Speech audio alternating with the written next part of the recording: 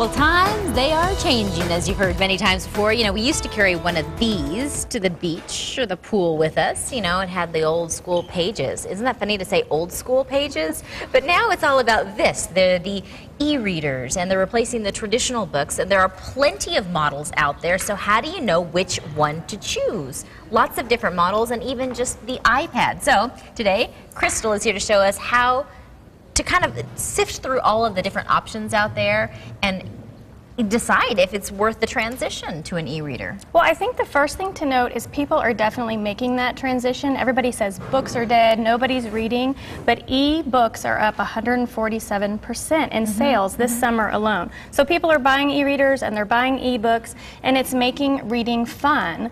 And so what I did to even make it more fun, I tapped Facebook and Twitter, and I asked everybody, you know, what e-readers are you using? What do you like about them? And what programs? I was trying to bring up the program that I use. Okay, this is the one that I found. I didn't know what I was doing, so I picked Kobo. Okay.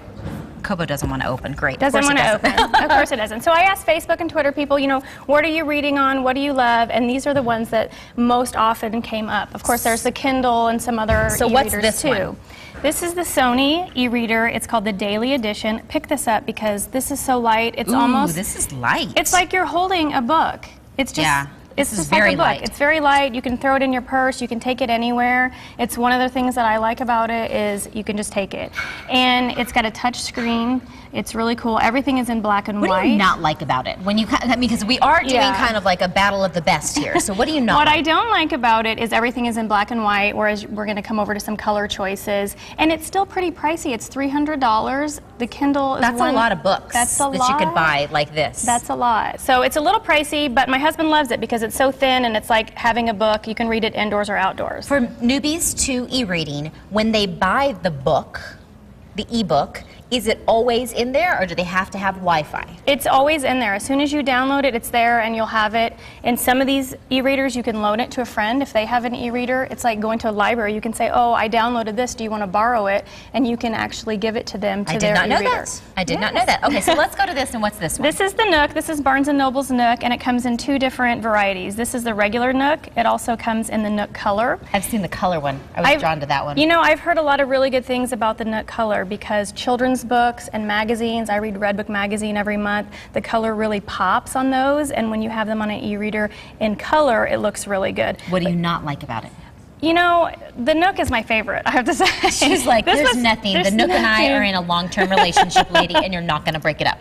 This was my very first e-reader, and I absolutely love it. I love the case. Barnes & Noble has cute Kate Spade designer cases that you can choose from, and it just makes reading very stylish. And Kate Spade makes everything stylish. Exactly, exactly.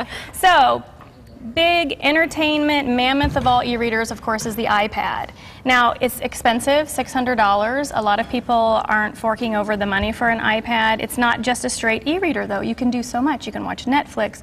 Your kids can download apps and play games. I mean, we literally fight over this in my house. Who gets the iPad? Who gets the iPad? And you can totally, like, make it seem legitimate by like downloading a couple of educational apps, and then you don't feel as guilty giving it to your kids, and then they end up on Angry Birds. Angry Birds, exactly. Right? All my kids know the Angry Birds. Theoretically, they could have started with the educational. Let's bring up a picture now of a couple of other ones that we don't have here, and this one right here is the Kindle, right?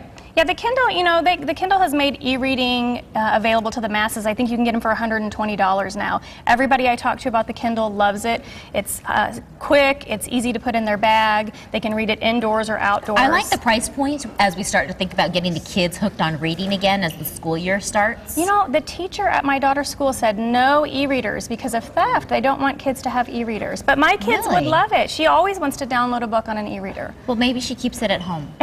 And then you say, turn the TV off and go read, and then it's something like it's a gadget-esque. So this is Google's version, I should say. The Google e-reader just literally came out in stores as of last week. It's called the iRiver Story HD, and it's priced comparable to the Nook and the Kindle, very inexpensive, and I think people thought, oh, Google, you know, we love Google, they're going to do something really amazing with it, but it's just really a basic e-reader. Lastly, for the people that do have iPads, and many of them watching us right now, what's your favorite app for downloading e-readers on an iPad? Well, Well, I have the Kindle app, I have the Nook app, I have everything because I'm a book publicist and books is my life, so I have everything I can possibly download on my iPad when it comes to books. Okay. But I brought you a paperback too, because last time you were a reluctant reader, and this is out in stores today, Stay by Allie Larkin. So if you don't want to do the e-reader, you can have the paperback. I'll read it. I'm going to take a couple days off. There you actually go. might finish it in our 6-hour drive with 2 kids. There you across the go. desert together.